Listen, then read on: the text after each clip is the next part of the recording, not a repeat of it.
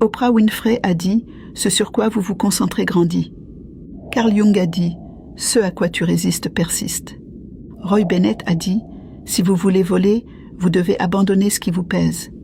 Les bouddhistes disent « Là où va l'attention, l'énergie circule ».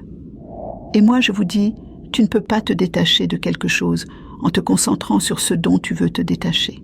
Pourquoi je vous dis cela ? Pour vous rappeler que vous abordez les situations difficiles de votre vie dans le mauvais sens.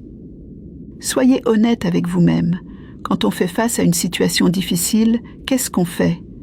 On a tendance à ressasser ce problème, alors il grandit.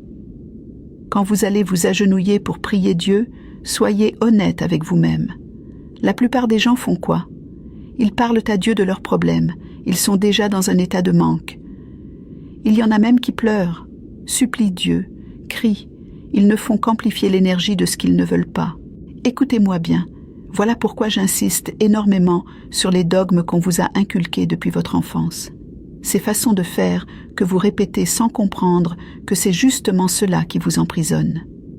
Pourquoi croyez-vous que l'une des meilleures prières et outils de reprogrammation du subconscient est la gratitude ? Parce que dans la gratitude, on se concentre sur ce qu'on a déjà, et à celui qui a, on en donnera encore. C'est la loi. Pourquoi les riches, l'élite, malgré tous les défauts qu'on leur prête, donnent-ils des millions d'euros par an à des associations ?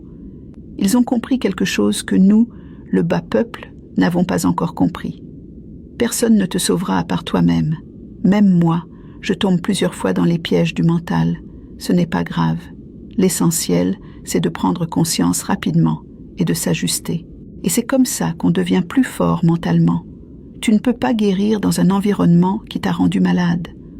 On ne peut résoudre un problème avec le même état d'esprit que celui qui l'a créé. Lorsque la cage est l'environnement, même l'oiseau le plus libre ne peut pas voler. Réveillez-vous. Votre vie est un cadeau. Vous êtes puissant et fort. J'ai découvert cette lumière en moi et j'essaie de la transmettre, car nous l'avons tous en nous. Ne vous accablez pas. Ne soyez pas en colère contre vous. Vous ne le saviez pas. Prenez les 3 mois restants de l'année pour apprendre. Le savoir est difficile au début. On ne se reprogramme pas en 2 semaines. On ne change pas de paradigme en 1 mois. Vous ne deviendrez pas subitement prospère. Si je vous disais le contraire, je vous mentirais. Chaque jour, efforcez-vous d'évoluer de 0,001% et l'effet cumulé au fil des mois fera le reste. Je vous ai expliqué dans les 3 premiers cours de Défier l'univers comment commencer son développement personnel.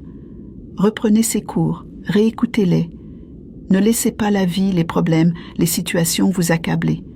Nous sommes ultra puissants, mais éveillés. Donnez le temps à vos énergies de se réajuster.